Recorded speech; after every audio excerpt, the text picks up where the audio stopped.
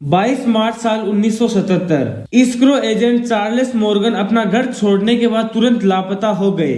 3 दिन बाद फाइनली लगभग दोपहर 2 बजे वह घर वापस लौटे।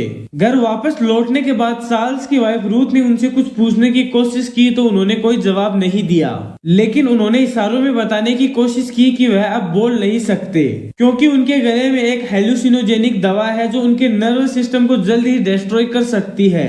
वीडियो में आगे बढ़ने से पहले अगर आपको भी ऐसी ही इंटरेस्टिंग टॉपिक पर वीडियो चाहिए तो चैनल को सब्सक्राइब जरूर कर लीजिए क्योंकि ऐसी ही वीडियोस आपको हर हफ्ते इस चैनल पर देखने को मिलेगी। चलो वीडियो को कंटिन्यू करते हैं।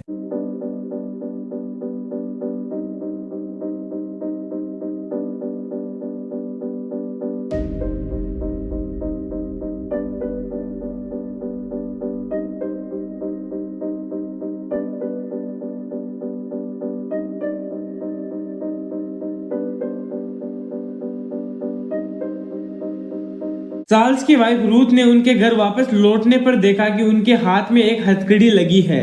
रूथ का कहना है कि जब चार्ल्स बोल नहीं पाए तो उसने चार्ल्स को एक पेन और पेपर दिया और कहा कि आपको जो भी बताना है वह आप इस पेपर पर लिख दीजिए। चार्ल्स ने जो पेपर पर लिखा वह काफी ज्यादा शॉकिंग था। उसने लिखा कि वह पिछले 2-3 साल से यूएस ट्रेजरी डिपार्टमेंट के लिए एक सीक्रेट एजेंट का काम कर रहा है, लेकिन किडनैपर्स ने उसकी सारी आइडेंटिटी छीन ली और उसके गले में वह दवा डाल दी ताकि वह किसी को कुछ बताने से पहले ही मर जाए।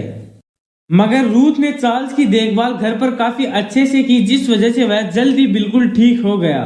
चार्ल्स के घर वापस लौटने के ठीक 9 दिन बाद रूथ को एक अनआइडेंटिफाइड वुमेन का कॉल आया जिसमें उसने कहा, Ruthie? Yes? Chuck is all right. Ecclesiastes 12, 1-8. और फिर फोन कॉल रख दिया। इस फोन कॉल के ठीक 2 दिन बाद 18 जून को चार्ल्स की बॉडी टक्सन से 40 मील दूर वेस्ट में उनकी कार के पास पाई गई। चार्ल्स को उसी की गन से सिर के पिछले हिस्से पर गोली मारी गई थी। उसकी बॉडी बुलेट प्रूफ जैकेट, एक बेल्ट बकेट जिसमें छिपा हुआ चाकू और पिस्टल पहने हुई पाई गई। शॉकिंग तो यह था कि चार्ल्स की बॉडी के पास एक सनग्लास की जोड़ी मिली जो उसकी नहीं थी। मगर इन्वेस्टिगेटर्स को इन्वेस्टिगेशन के दौरान ना तो कोई फिंगरप्रिंट मिले ना कोई किसी तरह का प्रूफ जिसे यह लगे कि यहाँ कोई दूसरा भी मौजूद था। पुलिस इन्वेस्टिगेटर्स को वहाँ मिला कार की पिछली सीट पर चार्ल्स मॉर्गन का दांत जो सफेद रुमाल में लिपटा हुआ था, एक बिल मिला और चार्ल्स की अंडरवियर पर एक बॉर्डर एरिया का एक मैप भी चिपका हुआ था।